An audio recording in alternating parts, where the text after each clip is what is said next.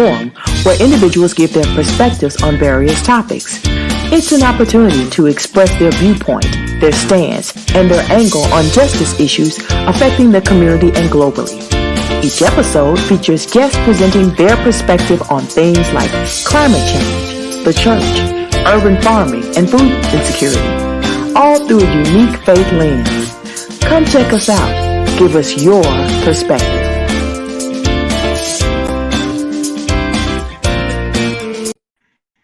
Good evening and welcome to Perspectives On, where we are giving the world a voice. I am Larry Lane White, your host. Tonight, our focus is on part 2 of the dialogue on virtual versus the in-person learning and the church's response. The wake of the COVID-19, well, especially in the wake of the COVID-19 pandemic, the conversation has been ongoing, has been continuous on the impacts of COVID-19 on the education landscape. Concerns have escalated on both sides of the argument on everything from safety issues to the lack of methods of implementing aspects of social emotional learning. Now, social emotional learning or whole child education is an evidence-based approach that teaches children how to manage emotions, how to set and achieve positive goals, feel and show empathy for others, establish and maintain positive relationships, and make responsible decisions. Our schools offer children opportunities for both education and socialization. So there's a need to seek solutions to cover both the social aspects of learning as well as the academic. And as the coronavirus pandemic continues to keep children at home, some congregations are responding and forming their own neighborhood learning pods. As a professional in the ministry, I've constantly challenged church leaders to seek ways to support families still recovering from last spring's sudden adjustment to home-based learning. I've asked questions. I've challenged congregational leaders to investigate how their underutilized church buildings might be put to use in a way that allows education to continue while freeing up parents to work and attend other responsibilities.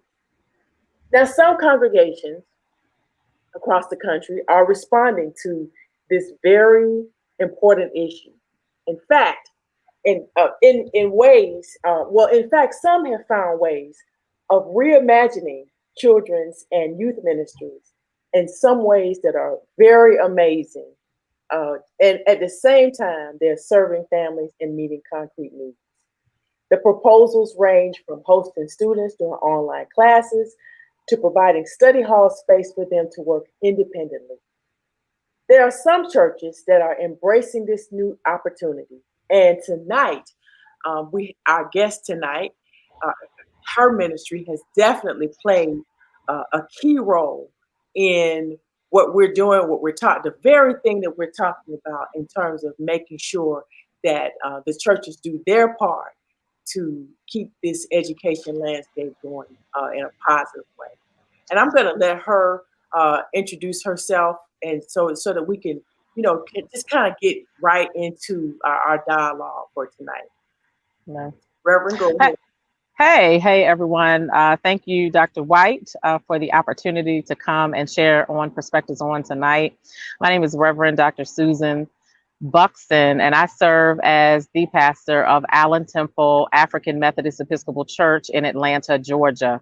I'm going into my second year there, and it's a phenomenal ministry. Like many ministries, it is an older congregation in a reurbanizing area in the heart of the city of Atlanta, Georgia. And we are looking for opportunities to make sure that we are reaching out to embrace our community in ways that have not been done. And of course, we certainly need to do that because we are experiencing a time that in our lifetimes we have not seen. And so everything that we are really trying to do right now seems like it has not yet been done. But we know that there are some foundational pieces that we need to make sure that we hold on to, and that certainly starts with community engagement. So I'm glad to be able to share with you tonight, Dr. White, on Perspectives On, as we talk about what we're doing at Allen Temple here in the city of Atlanta to help students and parents to grow. Well, awesome, awesome. Why don't we? I have an example. I do have a congregation that's out of Nashville, Tennessee, that is doing some remarkable things. So why don't we go ahead and check out what's going on at this congregation, and then we'll talk about what Allen Temple is doing, because I think it's doing some great things. I'm just so impressed that your ministry that is really based in an underserved community, and a community where right now and in Atlanta public that the Atlanta public school system is closed due to the coronavirus pandemic. So let's check that out right now. And, Online school presents many challenges for working parents. You're an elementary school teacher, you're a middle school teacher, you're an administrator, you're an IT support person, cafeteria, you're a sanitation expert. Healthcare workers and other essential employees can't work from home. So Glendale United Methodist Church in Nashville, Tennessee opened the church doors to a partnership with parents from a nearby school. Anytime that we can use our building and ministry is a great opportunity. And so we said, of course, and they lined up tutors to come in and work with the students. So we were just able to provide the space and the internet so that they could be here and do their virtual schooling. I think I'd like to go to normal school again, but I have mixed feelings. I think I like this, but I also like grad school. The school and a church operates 4 days a week with extended hours. Parents hired 3 mentors to help with online lessons and to provide enrichment activities. So in the mornings, I think it's 7:30 to 7:45, the morning teacher comes in and she's here until 1. And then I come in and I'm here until 5:45, 6 o'clock. And usually at that point, the kids are over it with school and they want to just play. However, I do try to get them to do their homework. The church has plenty of sinks for hand washing, space for social distancing, and a playground for study breaks. The church has been very gracious and not saying we need so much for utilities, but just offer the space for the kids' use. And anytime the United Methodist Church is able to make itself present and known and available to the community, people see that grace. They feel that presence. Here are the frisbees. Now, Amen. of course, that's a congregation in Nashville, Tennessee, and that particular church, it has a pretty robust platform, and they have good resources and the space. So it may be some people may look at that particular example and say, oh well, they've got a yard, they've got playground, they have the space, they have the people. But the purpose of our discussion tonight is to illustrate to churches everywhere that they too can provide some form of support during this time, even if Right. it's to advocate. If you just want to advocate for parents, or there are other ways besides, if you can't do just like that in-person hands-on, if you don't have the resources to do that, there are other ways that you can advocate. So Right. So let me say this. I'm excited to see that video. And because I know that there are so many churches that just simply need to repurpose their campus. That's right. And here's the thing: it doesn't take a lot. It doesn't take you having to have 100 students. You're not trying to be a school. You're trying to offer a service, a ministry to those who are in your community. And so, and let me say this, Dr. White, God bless you. I'm out and about, and I just finished today. So I've been with kids. So I'm kind of all over the place, Oh no, but, but yeah, praise the Lord. But, it is what it is at this point with me. Right. So one of the things that I realized is that it doesn't take a lot of space to simply open and allow children to come. You just need internet, right? So the Lord said to me, what are you going to do with this space? Because we have all of this space. Allen Temple has a large physical plant.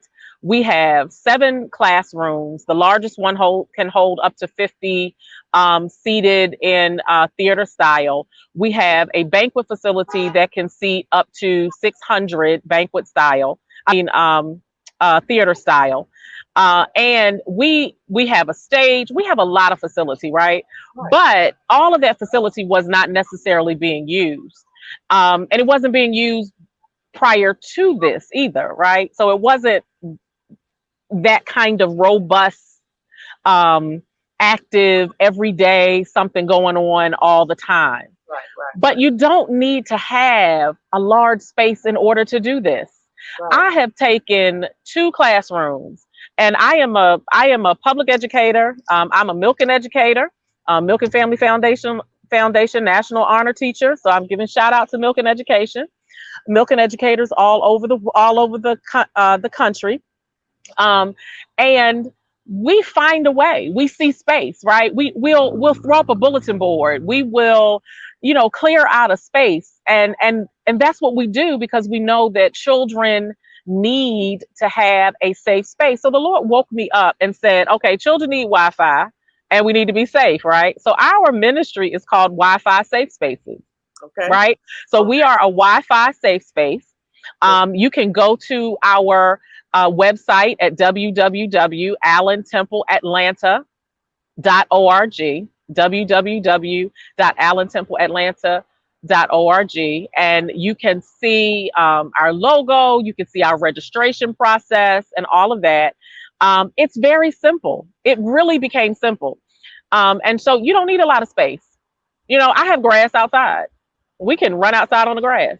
The children enjoy just doing basics. And so we're having an absolutely phenomenal time. And we don't need to have well-constructed jungle gyms. We grew up on grass, right? Children like to race each other. We have a partnership. We built a partnership with Pico VR, virtual reality. They provide virtual reality headsets, and so they have donated to us 20 virtual reality headsets that we can use for the students to be able to go to places that they have not been, to do engineering, robotics, to go inside the human body in a virtual way. So there's just a lot going on, and it really doesn't mean that I have to have a large facility in order for that to happen. If you have a room and you have some tables and you have some chairs and you have willing hearts, you can do it. Willing hearts, that's also important, because you can have a willing heart and not have much and still be productive. Absolutely. And I like what you're saying about the partnerships that you have formed. Talk a little bit about how those partnerships came into being, because there's some congregations out there that might want to help, but they don't really have, maybe they don't have the connection. But most important, what did you guys, do you all offer? Do you all have Wi-Fi? Do you have a strong Wi-Fi connection? And talk a little bit first about that. How do you mitigate the Wi-Fi situation there? Okay, just like the little technical stuff, right? Well, we have Wi-Fi, and we had to update our Wi-Fi, not because the children were there. What we had was perfectly fine for what the children needed to do. But we certainly are going into a different time of streaming and all of that, even for Sunday service. So we are, and we've gone through and updated our Wi-Fi. So technically we have done that, but we didn't have to have that. We had a basic Wi-Fi system. We have an older congregation who most of them don't even connect to the Wi-Fi when they walk on campus. You know, me, as soon as I walk on campus, I'm like, where, I connect automatically, right? So there, that wasn't a focus of the ministry. Right. So the Wi-Fi that we had was fine for what we needed.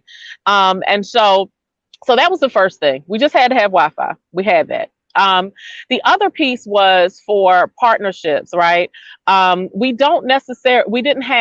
We had a member who worked at Morehouse.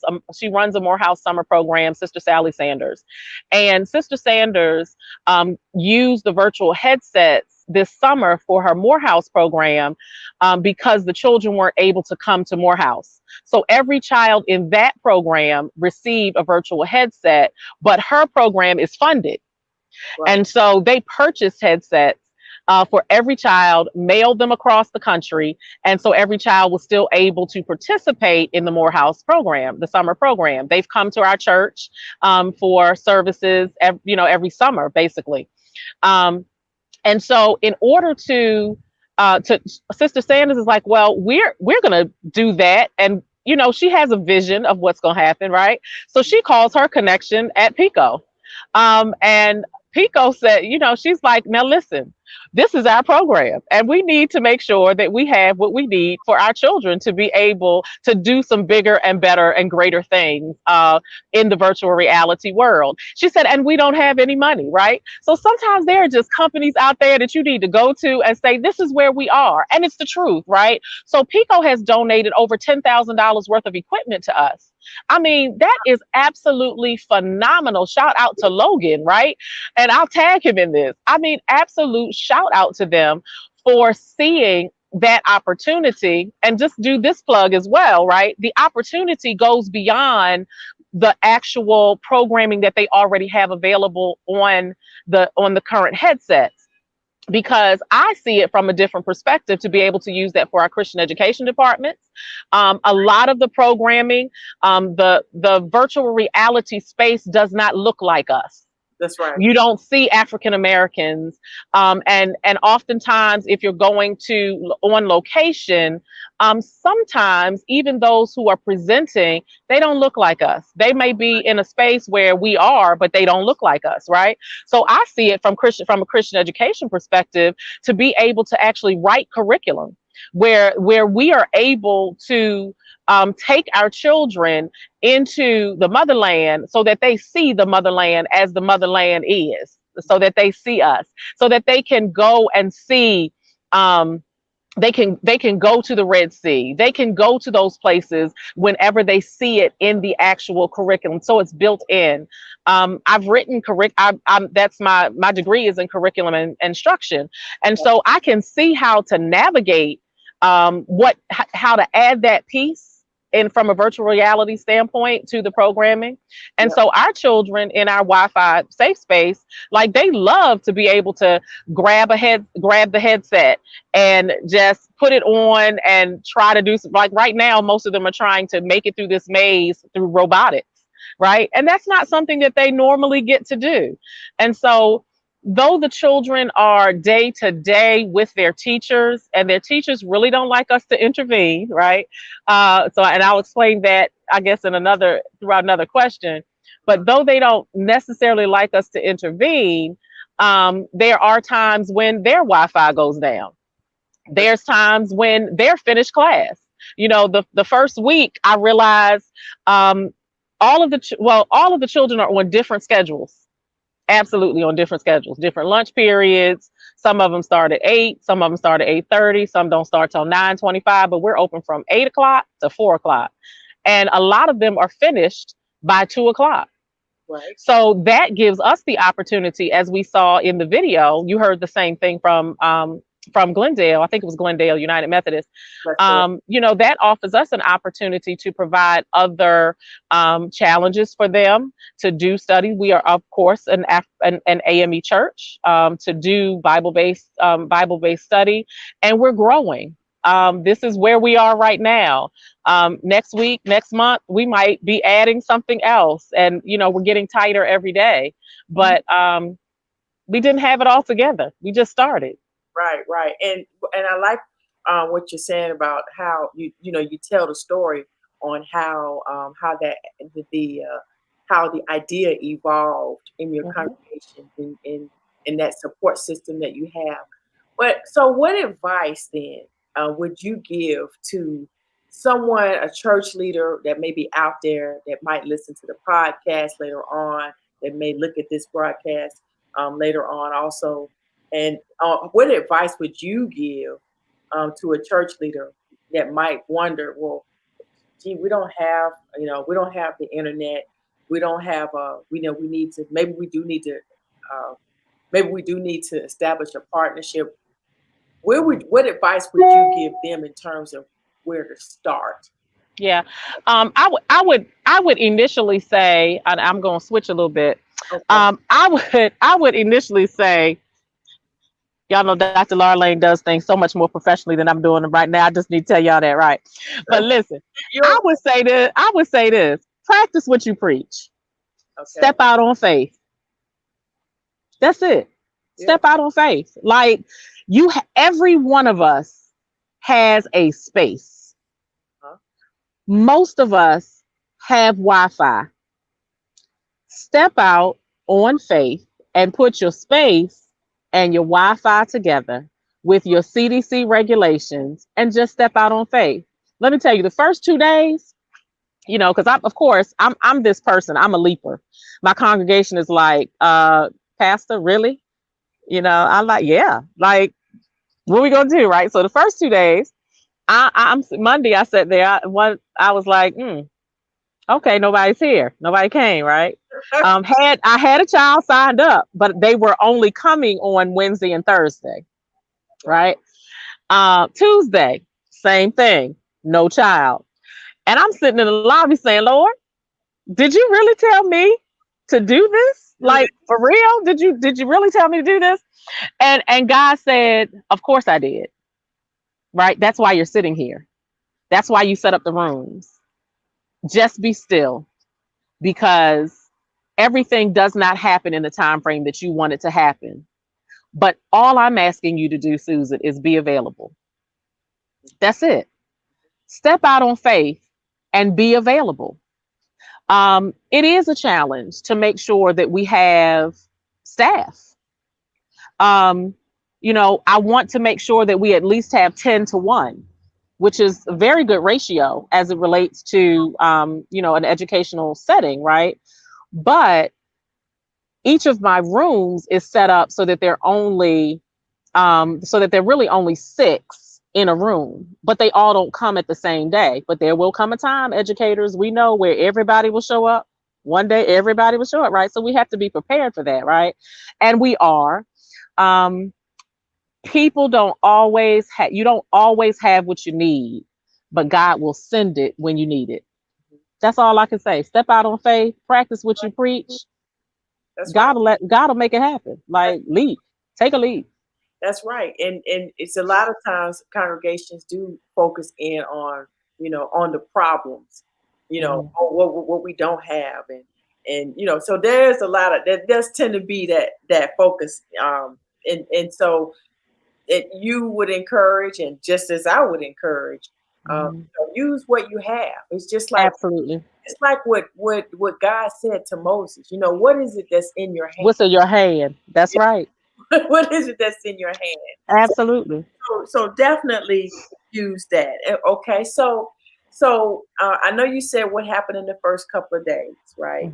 I came, and then you got up to 6 of them, and okay. So what is it that your ministry is doing? This little what we call an educational pod, because that's what I would call it.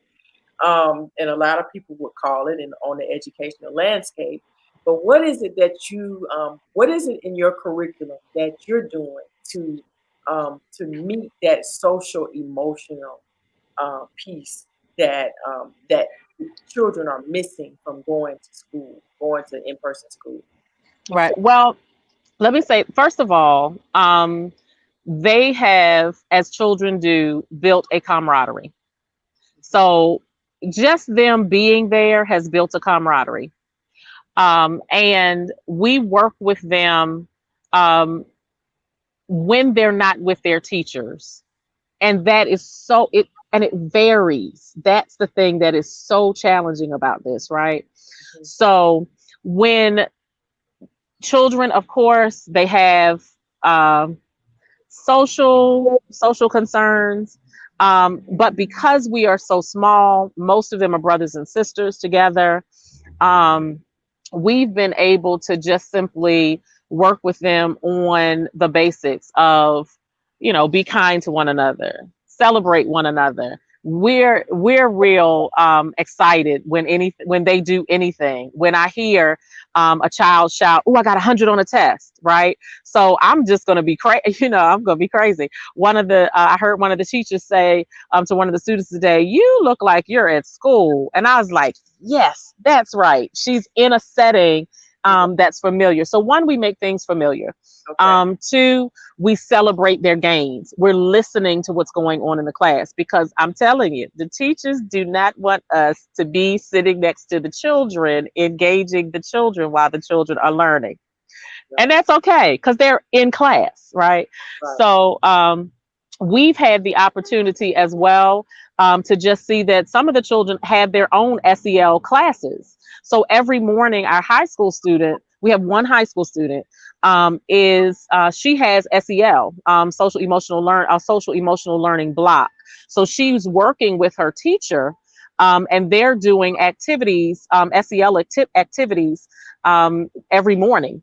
So that's built into her particular, built into her schedule. Another child has that on every Friday. They do a community gathering at their school. She's at a KIPP school. They do a community gathering on Fridays.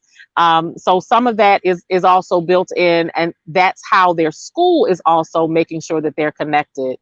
And so for us, we're making sure that we structure some downtime, playtime.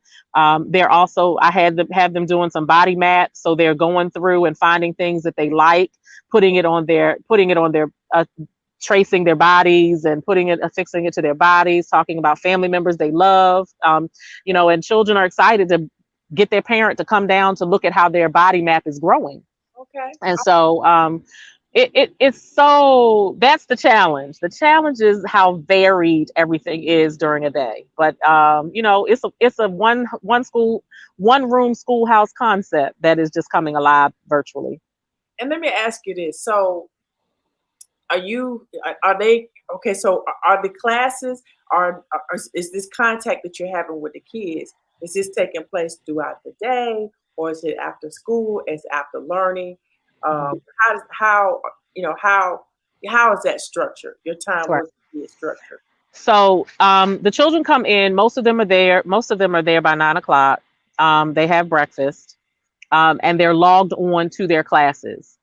Most of the children, the middle school and high school children, have a full schedule of classes as they normally would if they were in school. Okay. So my high schooler she's on a 4x4.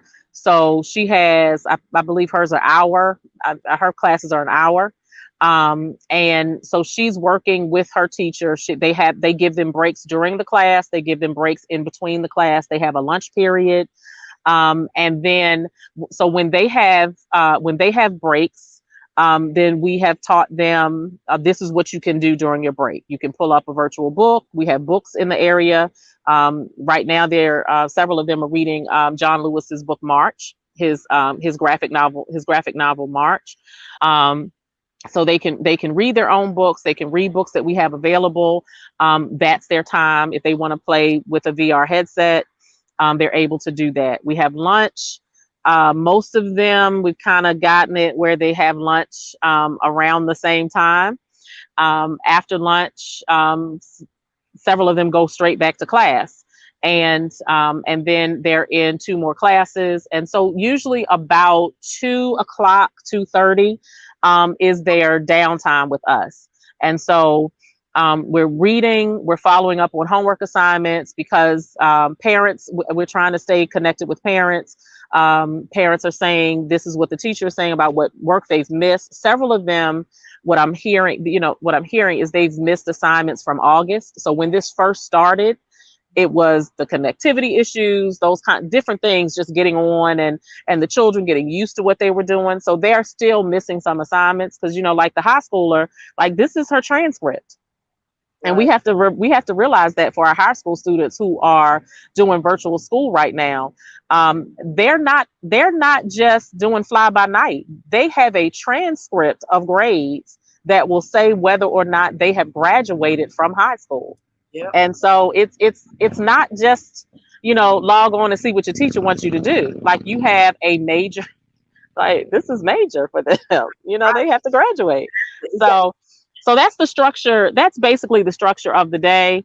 And again, if the internet's out, if they don't have, some of them have half a days and we don't know it, right? So we're constantly just following up with the kids, doing thumbs up, high fives, just checking in to see where they are, listening when they say, I'm a teacher. When you tell me we're done, the teacher's not there yet, really show me, right? Like that don't sound right. Let me go back to where you're supposed to be. Show me this, because I know the system. So I'm looking at them and so training other people to make sure that they do that. Because, when it's innate, you kind of can tell, but you can't, listen here. I love children. I just don't trust them as far as I can throw them when they sit in classroom.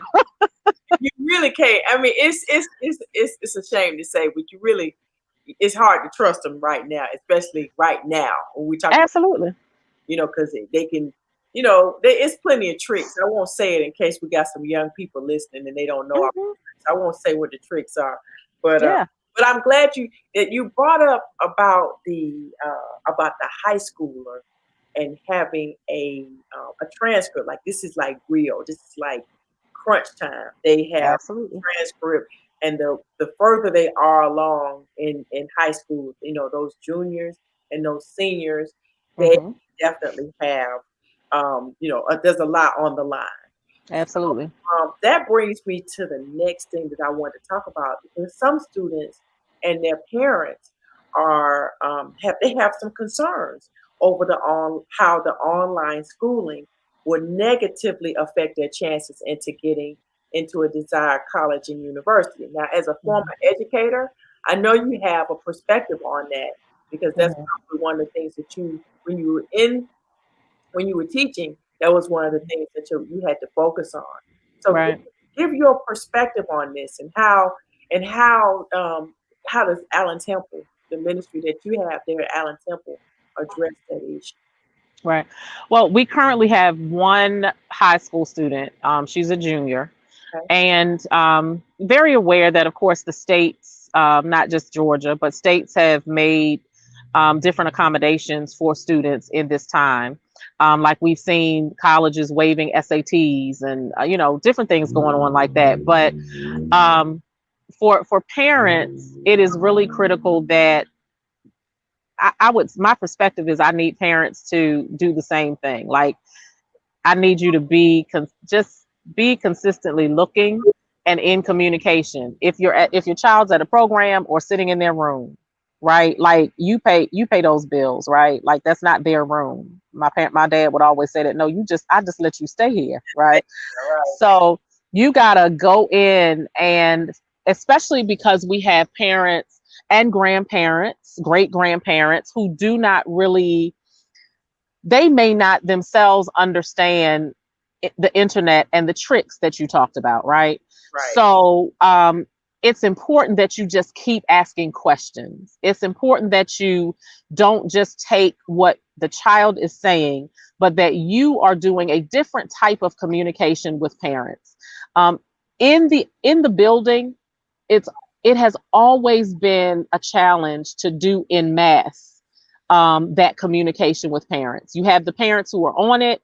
You have the parents who are sometimes on it. You have the parents who trust the child, and then you have the parents who just trust the system. And I need everybody to just be on it in a different manner. We all might be a little sick and tired of being sick and tired of each other, because a lot of parents are working and many of them are working from home. So it is very clear that their attention is divided. But if you're home, the best way to do it is just to keep your text message open and make sure that you're texting the teacher consistently, because the teachers want that. They want that communication, and it's important so that you understand as a parent, as a guardian, where your child is and how you can best support. So that's what I'm doing throughout the day. I'm texting. This is what's going on. Teacher's not on. They missed this class. We had difficulty. Lots of things can happen, but just keep the communication lines open. Yeah, absolutely. Absolutely. And so so basically, I think what you're saying is that there's a level of accountability that falls not just on the student, although we want to make sure we train them to be accountable for their education, but there is a responsibility that the parents have in terms of keeping, making sure that the students stay in line. Now, how do you feel though about those parents who, just say for instance, they're working, their work schedules may not allow them to be a presence during that time. I mean, and this goes beyond what you guys are doing at Allen Temple, but there's a gap, and we know that there's going to be a gap. I guess that's just par for the course. There's going to be a gap, but how would you? What's your recommendation on how a parent can kind of fill that gap when they're not there, and at the same time, especially for the high schoolers, but at the same time, they may not have access to what you have going on at Allen Temple? Right. First of all, I think that, just honestly as an educator, I think that we have all found out in this world how difficult it is to be an educator. And people consistently just say, I've heard it for many years. Oh, well, that's what y'all get paid for. That's what y'all supposed to do. That's on you. If they're not doing it, then you're not doing your job. We've taken a lot. And there are so many parents now who I think understand this entire education piece differently. And not just that, I don't mean just that teachers have it hard, that teachers, because think about it, like you with your 1 or 2 or 5 children, like I taught 100 some children in a day or more, all different personalities, all at the same time. My very first class ever as an educator, I had 60 children in my class. Oh, bless your heart. SIXTY. We were sitting on induction units. Do you hear me? Oh my goodness. And we did that for a month and a half before somebody really changed the schedule until they figured it out. Right. Oh. So those are things that really do happen. And I think parents are seeing a different level of and I feel from parents a different level of appreciation and from students as well. Because they want to get out of the house. They want to get back to school. They want to get back to what our bishop, calls a new normal, right? But I think that for me, I just want parents to really understand that you can seek some help. Just like we started Wi-Fi safe space at Allen Temple, this means get out of your comfort zone. Meet your neighbors. Why don't y'all start a learning pod? They're at house 1, or of course, let's investigate the house, because my mom and daddy didn't send me to everybody's house, right? But you're at house 1, Even if you're in the backyard, there are learning pods like that all over. But those are things, particularly in the African American community, that we can do. Like, we all have church members who may live near us. Join with your church members. If you're not going to do it at your church, why not go to Sister Susie's house, and five of y'all work with children at Sister Susie's house in the backyard or in the basement or in the garage? That's right. Like, there are so many ways for us to go beyond our normal. Mhm. And that's what I encourage parents to do. Go beyond your normal, because parents need to be able to work. They need to be able to know that their children are safe. They need to know that their children are progressing.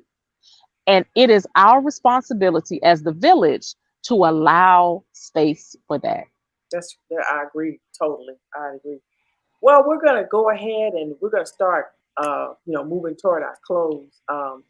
And I'll start out by giving some, just some final remarks about this issue. And as I said earlier, I've always challenged church leaders, pastors, ministers, those who are have charge over a congregation, those persons in leadership position within a congregation, to find ways that you can engage the community that Yeah, your church resides in, because it's a responsibility. It's a Christian responsibility. It's absolutely. that God puts on us. The only thing that's more important than operating in community is praising God. And so, with that, I encourage.